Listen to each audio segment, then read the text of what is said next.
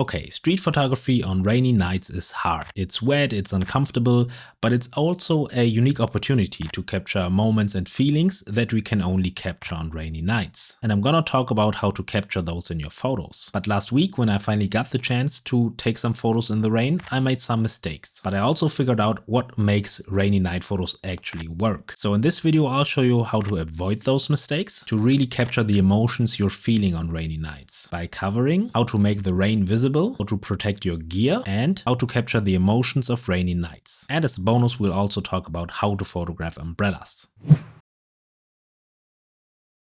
So to really capture the feeling of a rainy night, you want to make sure the rain is actually visible in your photo. And the two main things that help you with that are backlight and a dark background. So firstly, look for a light source that shines towards you, like street lamps, LED lights, or even the headlights of a car. Because when that light hits the rain from behind, the water drops reflect that light and the rain just becomes more visible. Okay, so once the rain is lit up, you need a dark background to contrast that bright rain. So try to position yourself in a way so that the dark area is just around your light source. And important side note here, the closer you are to your light source, the more visible the rain becomes.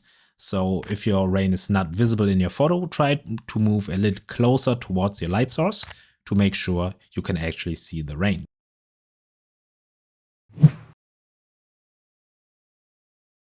Okay, getting rainy night shots is kinda cool, but they are not worth risking your gear for. So to protect your gear, you only need an old plastic bag and a rubber band. So firstly, cut the bottom of your plastic bag to make it a hole. Then wrap it around your camera, like this. And now use the rubber band to make sure the bag stays on your camera.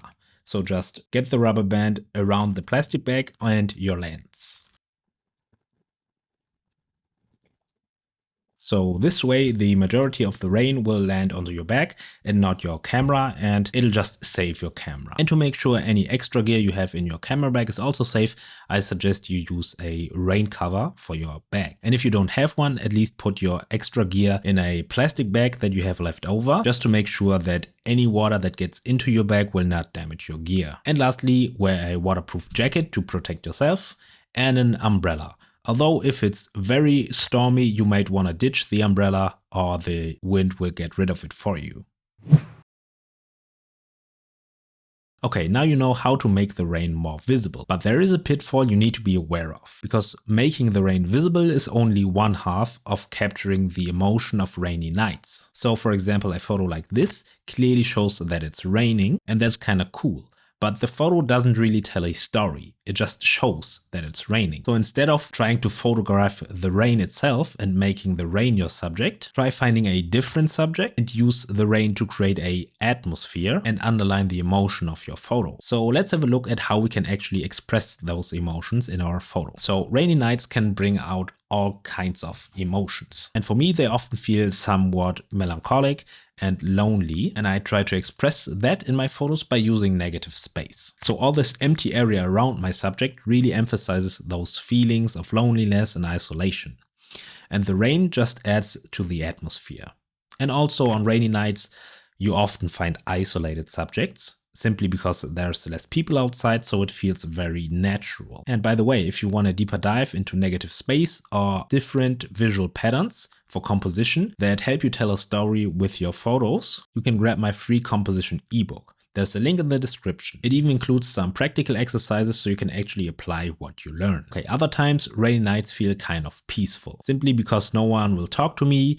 And honestly, as an introvert, that's kind of a blessing. And also no one wants to do anything. So it feels really justified to be just by myself and just spend some time with my own thoughts. So in this photo, I tried to find an isolated subject, but I decided to make the colors a little bit warmer just to emphasize the more positive side of being alone, because being alone is not always a bad thing.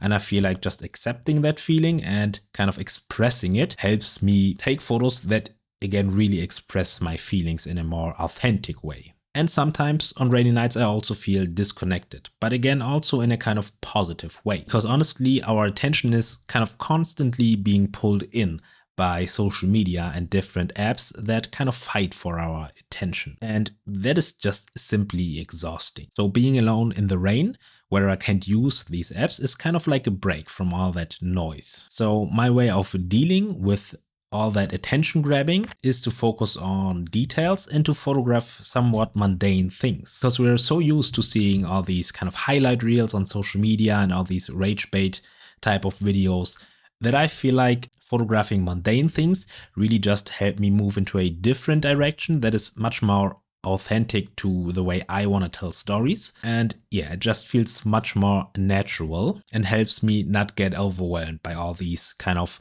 things you should be doing to go viral and all that stuff. And instead focus on the art of photography and kind of expressing what I'm feeling and not just taking photos the way other people tell me to take photos to get the most likes or anything like that. Okay, so as you can see, there's a lot of different feelings that I connect with rainy nights. And you may even feel different things that are connected to rainy nights for you. And I hope this gives you an idea on how to express these feelings.